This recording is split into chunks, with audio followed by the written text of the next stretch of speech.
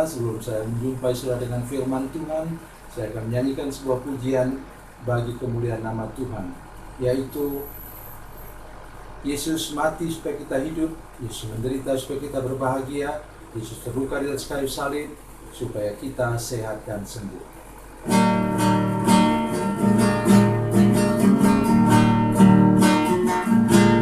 Yesus berfirman, marilah kepadaku semua yang letih lesu dan berbeban berat, aku akan memberi kelegaan padamu. Mari datang sekarang kepadanya. Yesus mati supaya engkau hidup, Yesus menderita supaya engkau bahagia, Yesus terluka di kayu salib itu supaya engkau sehat dan sembuh. Yesus berfirman, marilah kepadaku semua yang letih lesu dan berbeban berat, aku akan memberi kelegaan padamu. Mari datang sekarang kepadanya. Yesus mati supaya engkau hidup, Yesus menderita supaya engkau bahagia, Yesus terluka di kayu salib itu supaya engkau sehat dan sembuh.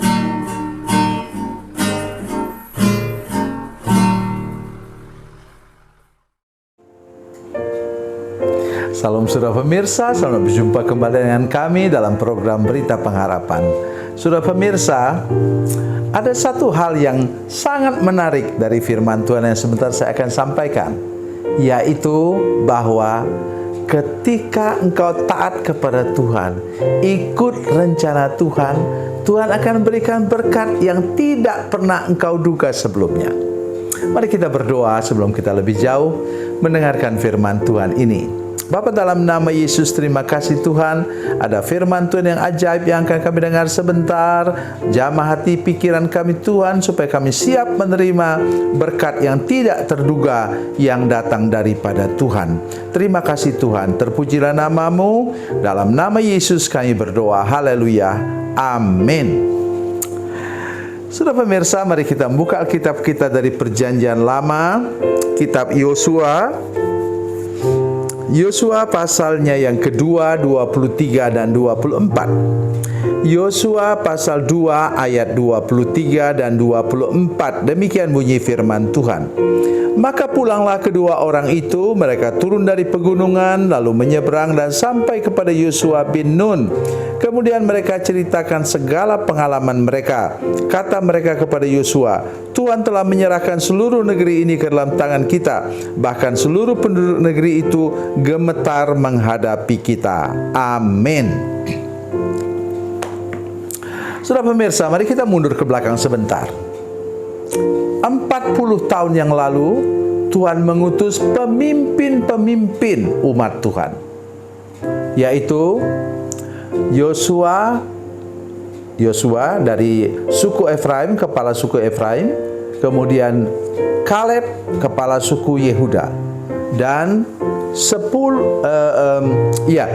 orang yang lain, semua pemimpin, orang-orang yang sudah dewasa dan mantap memimpin, diutus ke sana. Pulang mereka, sudah tahu, yang paling mengerikan, menyedihkan, yaitu mereka bilang apa? Mereka itu raksasa, kami seperti belalang. Begitu menyedihkan, mengecilkan kuasa Tuhan. Kaleb dan Yosua berdiri teguh. Mereka katakan, tidak, kita pasti akan mengalahkan mereka. 40 tahun kemudian terjadilah ini. Ya. Yosua mengutus 2 orang muda sekarang. 2 orang muda yang masih lajang. Mereka diutus oleh Yosua untuk mengintai negeri itu. Pergilah mereka kemudian ke Yeriko, dan kemudian mereka apa? Mereka pergi ke rumah seorang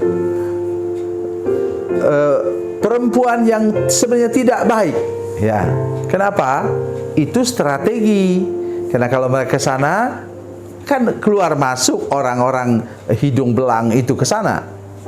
Jadi kemudian mereka tidak diketahui, tapi akhirnya diketahui juga. Ya, namanya mulut manusia. Pelacur yang namanya Rahab itu kemudian percaya kepada Tuhan. Heran ya. Mereka pergi kepada orang itu, kemudian dia katakan, tolong ketika kalian nanti mengalahkan kota kami ini, saya dan keluarga saya lindungilah kami. Saya sudah melindungi kalian. Jadi tolong kalian juga melindungi kami, selamatkan kami, jangan biarkan kami hancur bersama dengan penduduk Yeriko yang lain. Dan benar kemudian. Dan saya tahu ini pemuda ini salah satunya, kemudian itu yang saya maksudkan tadi, dapat bonus yang luar biasa. Dia jatuh cinta kepada Rahab dan kemudian menikah dengan Rahab dan menjadi garis keturunan siapa? Raja Daud dan Tuhan Yesus Kristus. Luar biasa, luar biasa, luar biasa. Itulah kalau sudah apa? Setelah pergi menjalankan tugas dengan sikap hati yang benar, tulus, lurus, dan kudus di hadapan Tuhan, dan kemudian engkau akan mendapatkan bonus yang luar biasa daripada Tuhan. Pelajaran pertama ialah, sudah ingat, belum tentu orang yang tua dan pemimpin itu punya sikap hati yang benar di hadapan Tuhan. Nah, ternyata mereka kemudian 10 orang loh, mayoritas kemudian kalah. Saya ingatkan saudara sekalian, mereka masuk ke Yeriko itu wilayah Tuhan bukan? Bukan. Itu wilayah kuasa kegelapan. Oleh sebab itu saya pesan kepada saudara sekalian, kalau engkau pulang kampung misalnya, di tempat itu orang menyembah berhala, orang memuliakan kuasa kegelapan, kuasa iblis, misalnya begitu, tolong engkau hati-hati. Karena ada pengaruh serangan kuasa iblis di dalam hatimu, dalam pikiranmu, yang mudah sekali untuk diserap oleh pikiran saudara kalau saudara tidak siap, tidak dilindungi oleh darah Yesus. Ya, ada banyak hal, banyak bukti-bukti saudara yang bisa menunjukkan kepada kita hal tersebut. Oleh sebab itu tadi 12 pengintai yang notabene adalah orang-orang pemimpin, orang-orang yang terkuat di sukunya masing-masing, kalah telak karena mereka sudah dikalahkan oleh kuasa iblis di wilayah tadi, wilayah Kanaan yang akan mereka duduki. Saya mau tunjukkan kepada saudara satu bukti lagi.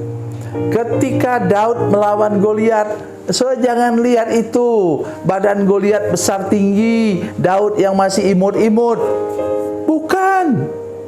Baca sekali lagi saudara sekalian dari 1 Samuel pasal 17 itu, pertempuran Daud melawan Goliat. Kata Goliat, dia mengutuki Daud demi para allahnya katanya.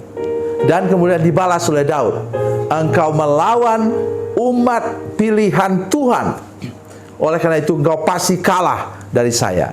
Itu saudara sekalian, peperangan yang sesungguhnya ada di atas, bisnis sesungguhnya ada di atas, rumah tangga sesungguhnya ada di atas, pertempurannya di sana.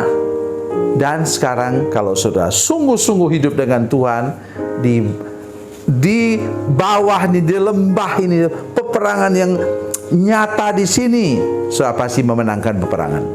Itu yang terjadi kepada umat Tuhan. Tuhan Yesus memberkati, Tuhan Yesus baik. Mari kita berdoa. Bapa, dalam nama Yesus kami mengucap syukur kepadamu Tuhan untuk firman Tuhan hari ini.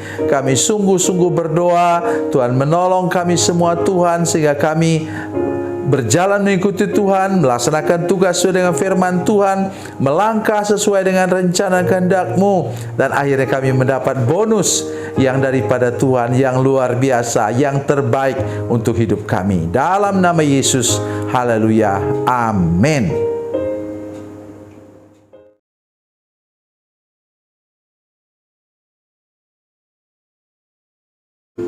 Salam saudara pemirsa, mengakhiri program ini saya mohon kepada saudara-saudara pemirsa sekalian untuk bila saudara menyaksikan program ini melalui channel YouTube, maka tekan subscribe dan bunyikan lonceng.